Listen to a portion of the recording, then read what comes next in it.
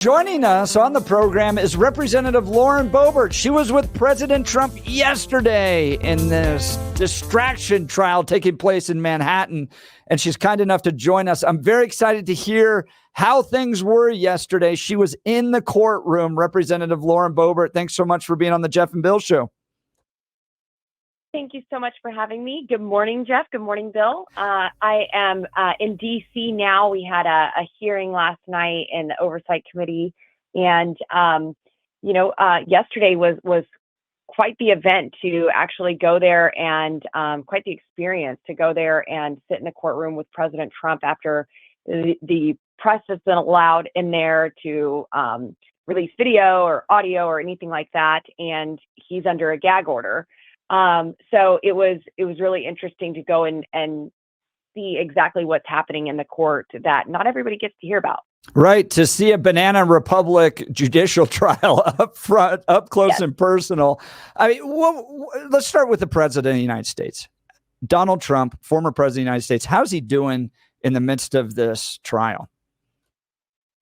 He amazes me because he is always above it. All of the attacks that come his way, and he's always happy.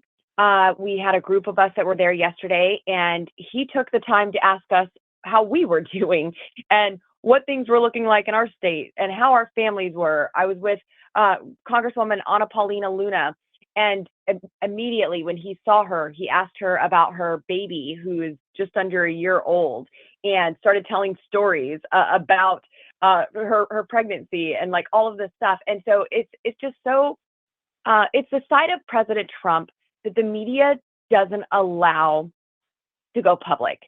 He loves people and he loves interacting with people and he loves hosting people. And so I think if there was anything that was bothering him yesterday is that he couldn't spend more time with us just talking and getting to know what was going on in our lives.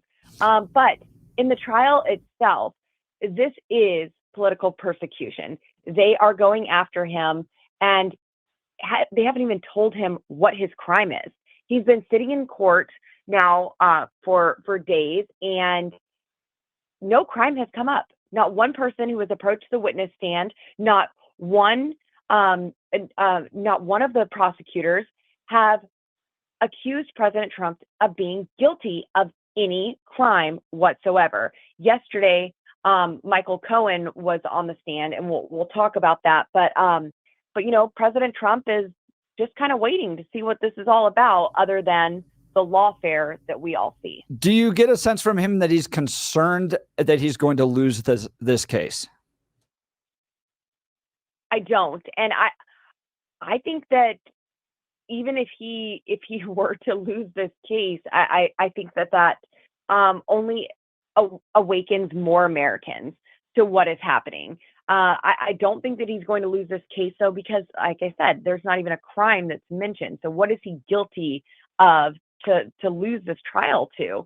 And even in their star witness, Michael Cohen, he is a convicted perjurer. He's a felon. He has lied before Congress. He has lied before judges. This is someone who sat up on the stage yesterday and over and over again was asked, did you lie about your finances? Did you lie about how you paid Stormy Daniels? Did you lie about the accounts that it came from? Did you lie to your business partner?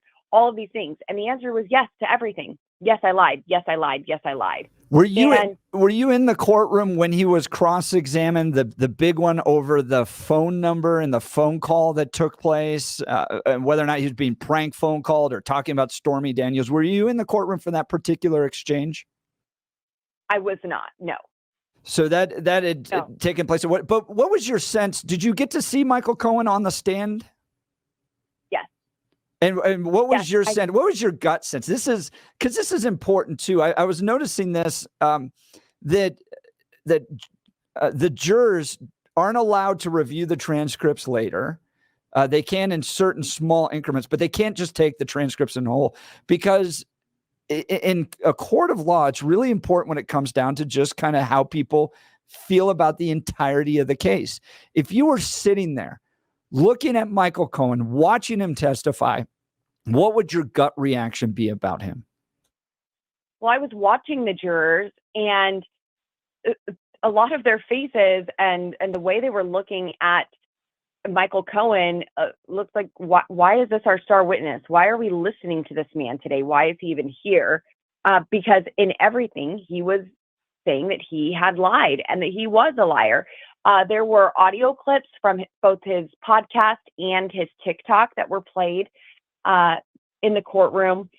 And the things that this man has said on his podcast are so egregious. I mean, just railing against President Trump with foul language and saying how giddy it would make him to put him behind bars. And he would do everything that he could to make sure that President Trump was behind bars.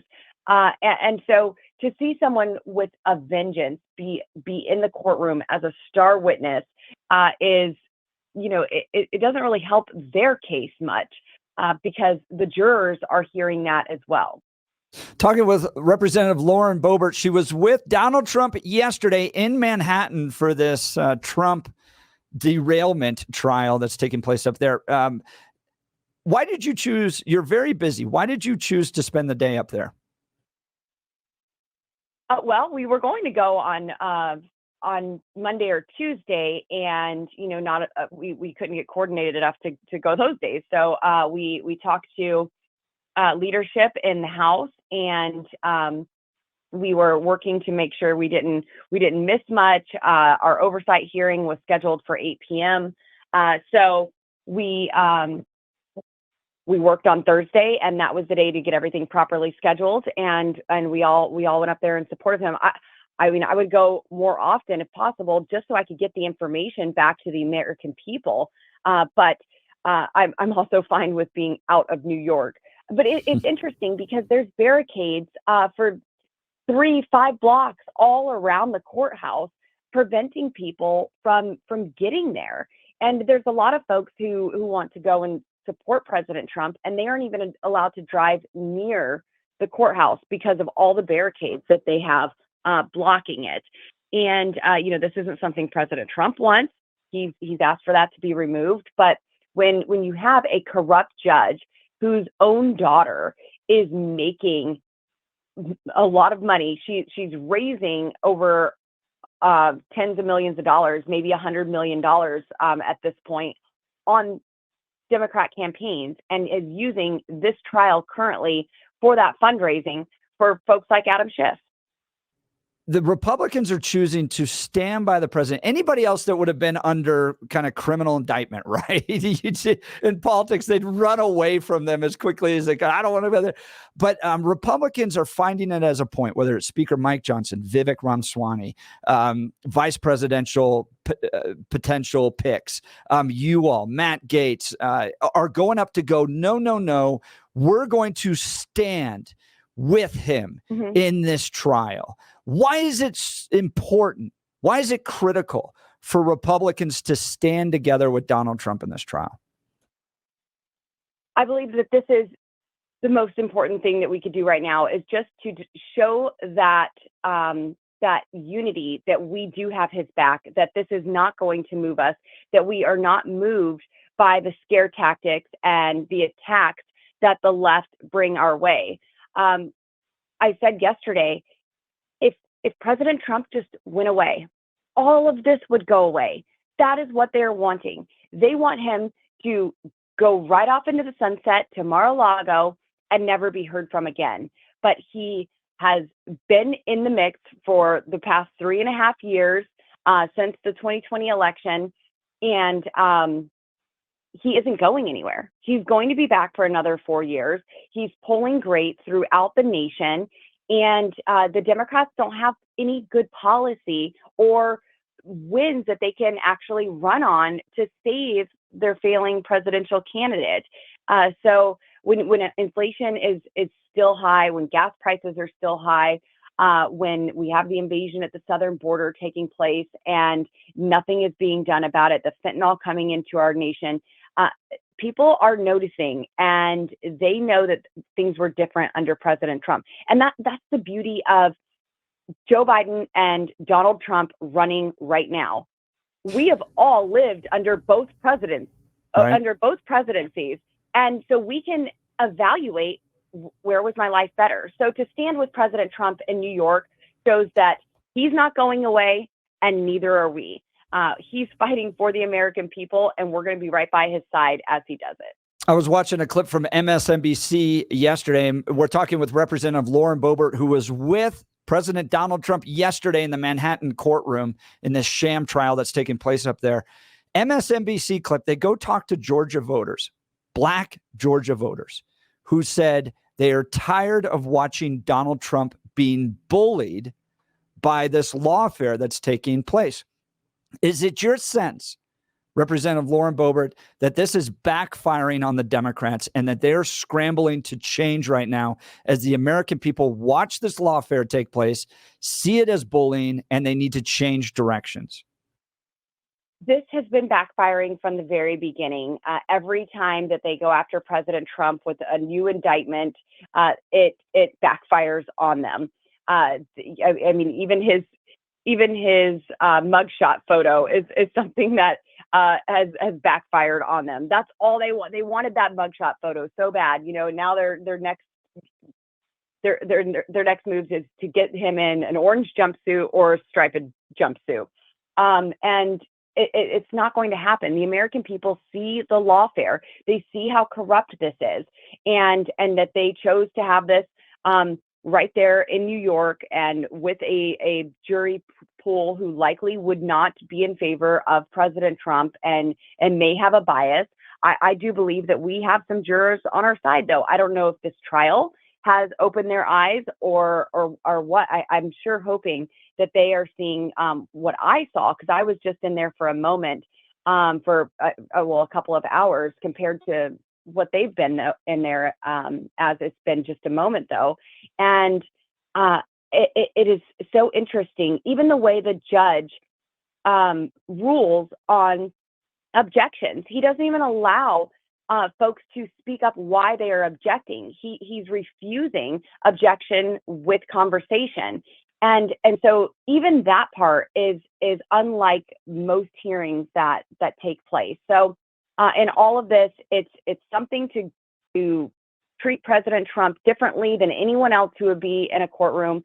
And yes, it is absolutely backfiring all throughout the nation, especially when folks see the crime and corruption that the Democrats are guilty of, especially what we've exposed in the Oversight Committee with Joe Biden and his entire family, and being bribed, taking bribes from foreign nationals, from taking money from the CCP or Russia or Ukraine. All of this has been uncovered, and no one is going after them. We're certainly doing our part in our slim majority to try to hold them accountable, but there's no attorney generals who are going after the Biden family. The DOJ is not directing cases and trials to take place with them. And even as little as, it seems little now, I guess, Joe Biden having classified documents all throughout every place that he's ever been, and President Trump having some as a former president in his home in Mar-a-Lago. He was raided. Joe Biden simply said, "Hey man, don't do this anymore. Can you give those back?" He was a senator. He didn't have any right to take classified documents. So all of the hypocrisy is wide open for the American people to see. And yes, it's backfiring. Lauren Boebert joined Jeff and Bill this morning. I want to go back to where you were talking about the court and especially the barricades out front.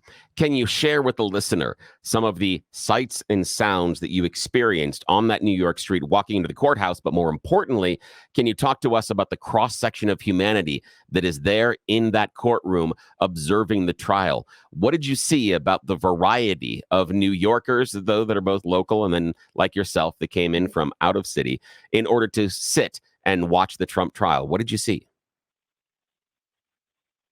So, I saw George Conaway sleeping in the courtroom, and I thought that was interesting. George Conway was in the courtroom. He sure was. He sure was. Yeah, And he's got to keep those MSNBC checks coming. Yep. Yes. He likes to give President Trump a hard time for resting his eyes, and he had to be woken up once the lady next to him saw that we were observing his slumber. But New York is New York. I think what was reflected outside of the courtroom and inside is exactly what you would see throughout New York. I mean, you have New Yorkers, you have out of towners. I had one woman who was from California, and she approached me and she was in tears. She recognized me. She knew why I was there, and she was happy to see me, happy that someone was standing with President Trump. And then you have the folks who are not so happy. And then I've even seen agitators. I saw agitators yesterday that I have seen at events in Texas and Florida. So, I mean, these folks have made it their job to go where President Trump is and cause a scene. That's funny. Now, I want to talk to you about that person that came all the way from California. What was the conversation like, and what did they tell you about what President Trump is facing right now in the upcoming election? What was that conversation like? Because she had to travel thousands of miles in order to be there to support Trump. What was it like? Yes. So this woman didn't make it all the way in the courtroom, but she came to me, and we didn't talk in detail about everything that's going on. Like I said, she approached me. She started crying. She was choked up, having a hard time to find her words. She thanked me for being there and wanted me to thank President Trump. And really, that is something I get all throughout my travels, whether I'm in Colorado, whether I'm in an airport, on my way back to DC or visiting, some other area. I'm always hearing of folks saying, "Tell President Trump thank you," and it's usually an emotional thank you that they're saying. So she told me she was from California, and immediately when she said it, she said, "I know. We're not all like that." That's great. We've only got about 1 minute left. Quick pivot here. Representative Lauren Boebert, are House Republicans going to be able to tie Joe Biden to all the corruption around Hunter Biden? Are we going to see any criminal recommendations coming from House Republicans? I sure hope so. This is something that I push for on a regular basis. I believe that we should have had far more hearings than we have had in this Congress. And, it's another one of my frustrations from leadership in Washington, D.C. Last night, we did have a hearing to hold Attorney General Merrick Garland in contempt of Congress for not releasing information that he was subpoenaed for.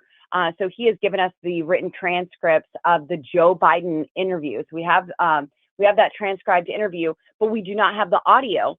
And in the transcripts, there are so many sections that say inaudible.